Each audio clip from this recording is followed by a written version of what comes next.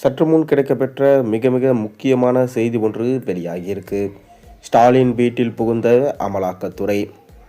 வருகிற 2026 சட்டமன்ற தேர்தலுக்கு திமுக தலைவர் ஸ்டாலின் அவர்கள் மீண்டும் அரியணை ஏறிய விடலாம் என்கின்ற கனவில் தற்போது அனைத்து வேலைகளையும் செய்து கொண்டு வருகிறார். தொடர்ச்சியாக அனைத்து சலுகைகளையும் திட்டங்களையும் செயல்படுத்தி வருகிறார். மாணவர்களுக்கு இலவசமாக லேப்டாப், ஒவ்வொரு அட்டைதாரர்களுக்கும் 3000 ரொக்க பணம் பிளஸ் பரிசு பொருட்கள்.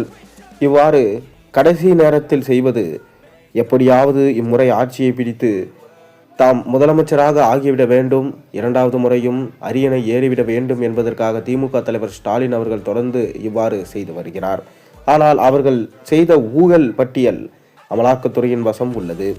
அதாவது நீதிமன்றத்தின் ஆலோசனையின் பேரில் அமலாக்கத்துறை எவ்வாறு வேண்டுமானாலும் அவர்கள் நடவடிக்கை எடுத்து கொள்ளலாம் என அவர்களுக்கு உத்தரவிடப்பட்டுள்ளதாம். அதற்கு நீதிமன்றம் அனைத்து பாதுகாப்பையும் தருவோம் என சொல்லியிருக்காங்களாம். தொடர்ந்து செந்தில் பாலாஜி அவர்களின் வீடு மற்றும் அலுவலகங்களில் ரைட் நடத்தப்பட்டு அவர் கைது செய்யப்பட்டார். அதைத் தொடர்ந்து பொன்முடி, KN நேரு போன்ற மிக முக்கியமான அமைச்சர்களின் வீட்டிலும் ரைடுகள், சோதனைகள் நடத்தப்பட்டன.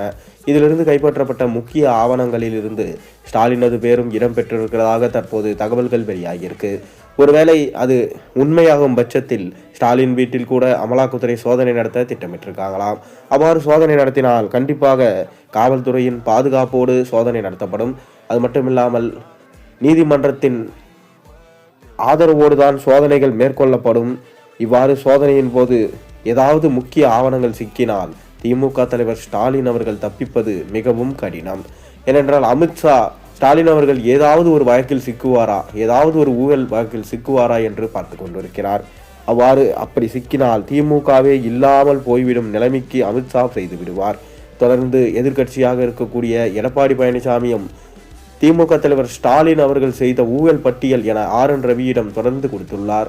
அமித்ஷாவின் டேபிள்ஸிலும் இருக்கும் ஃபைன்ஸில் மூலமாக முக்கியமான அமைச்சர்களும் சிக்கியிருக்கிறார்கள். இதன் காரணமாக தான் திமுக இம்முறை வெல்வது கடினம். ஓட்டுக்காக காசு என்பதை கொடுத்தால் மட்டுமே திமுகவின் வெற்றி நிர்ணயிக்கப்படும். அவ்வாறு செய்தால் கூட விஜய் அந்த ஓட்டுகளை சிதறடிப்பார் என்கின்ற தகவலும் தற்போது வெளியாகியிருக்கு. ஒருவேளை திமுக தலைவர் ஸ்டாலின் வீட்டில் அமலாக்கத்துறை புகுந்து ரைடு நடத்தினால், அதில் ஆவணங்கள் கைப்பற்றப்பட்டினால் எம்மாதிரியான விளைவுகளை திமுக சந்திக்கும் என்பதை நீங்கள் கமெண்ட் வாயிலாக தெரிவியுங்கள்.